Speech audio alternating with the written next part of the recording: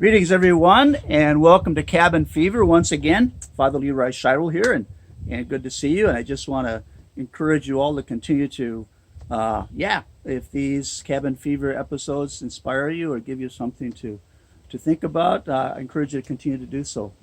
We'll see how long this goes. I have in front of me here, if you can see that, a monarch butterfly. Can you see that in there?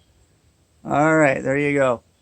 We're in the end of September, and September is a time when the great migration of the monarch butterfly. And if you ever get a chance, read the life story or the history of the monarch butterfly. They make a journey of some 2,000 miles to central Mexico this time of year, and that's where they spend the winter. Now, there's time for another story, but how they get there, we don't know. First of all, aerodynamically, they don't seem to, have the right mechanics. Secondly, each generation that goes to central Mexico has never been there before. So how do they know where to go? And they congregate there by the millions before they make their migration back north in the springtime. But that's for another story. But I want to talk to you about the beginnings of the monarch butterfly.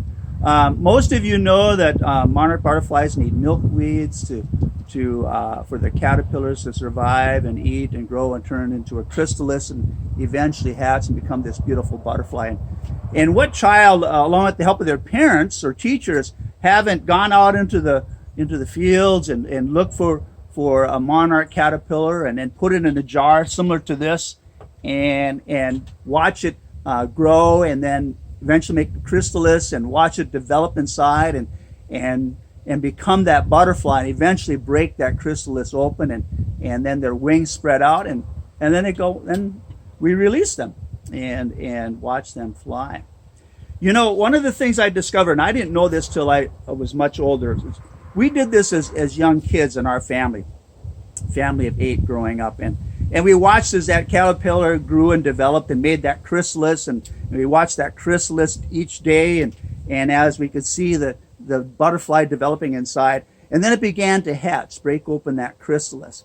And being kids, we were kind of impatient, and it looked like that poor butterfly inside there was struggling, and so we thought, well, let's help that butterfly get out of there. So we were breaking that open for the butterfly itself, and so the butterfly was free inside that jar, and we watched and we waited for those wings to begin to kind of grow and expand out, because when they come out, those wings kind of look like wet rags, and it takes time for that butterfly to pump that blood or their fluids into those wings and expand so they become nice and flat and beautiful, so they can fly.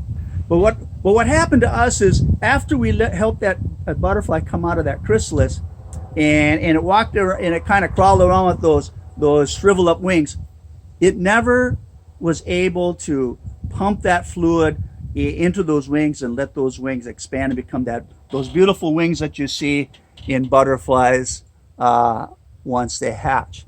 And I always wondered about that. And eventually we let that poor butterfly go, but all he could do was crawl and outside, and he never was able to fly. And I always wondered about that until a couple of years ago I read a story, and apparently, and this is true, that when that caterpillar develops in a butterfly and has its wings, as it breaks open that chrysalis, it has to struggle to open that up. It has to really work hard for that chrysalis to open wide enough for it to come out. But here, this is the important point.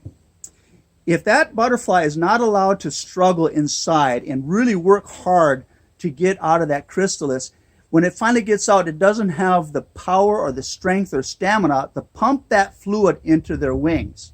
Okay? And so that's the mistake we made as children ourselves when I was growing up. We didn't allow that butterfly and give it enough time to struggle to come out of that chrysalis. So it had the strength and stamina to pump that fluid in the wings and become beautiful wings so it was able to fly. So unknowingly, we made a mistake. And of course, we felt bad about that. We didn't know what happened, but now I understand. But think about that in our Christian faith. Jesus constantly talked about the cross and our need to carry the cross, and how through the cross we not only discover him, but we discover life itself, meaning in our lives. We discover who we are. In John's Gospel, chapter 14, I believe, Jesus says, I am the way and the truth and the life. And that really centers around the cross of Jesus himself. Not only the cross Jesus carried, but the cross that we carry as well inside. And Paul, I think it's Galatians chapter 6, says, through the cross I have been crucified to the world and the world to me. Paul discovered new life and knew the importance and the role of the cross and carrying that cross.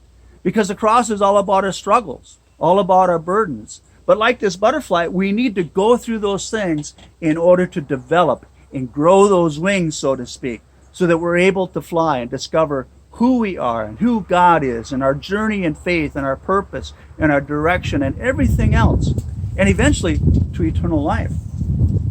Yeah, the cross is important, and without the cross, we will never gain our wings, just like this little butterfly. Now, obviously, he went through the struggle, and he was able to come out of that chrysalis and pump that fluid into his wings, and was able to, to have some beautiful wings in order to fly.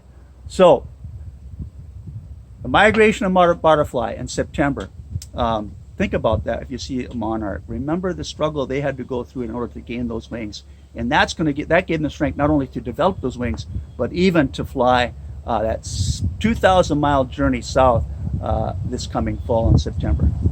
Yeah, September is a beautiful time of year. The trees are beginning to turn colors, and we're in the middle of Indian summer. We just had a frost, and everything is changing, and I think it's just a great time of year, and I'm out here just enjoying the day as well. So let's take a look at little butterfly. I'm going to call him, I'm going to call him Butch the Butterfly, all right?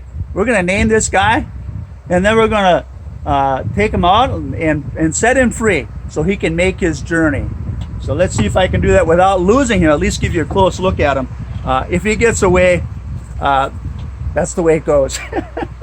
It was meant to be.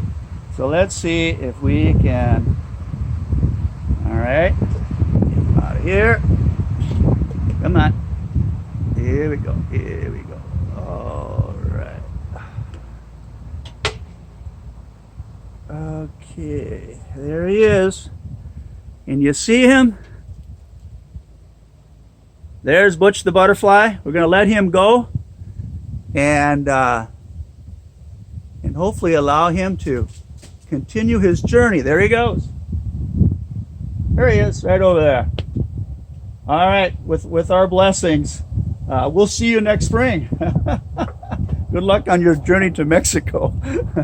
Anyway, our Christian faith centers around the cross. And one person once said, we can't have Christ without the cross. And it's only through the cross that we discover who Jesus is and who we are, and really grow in that faith of ours, and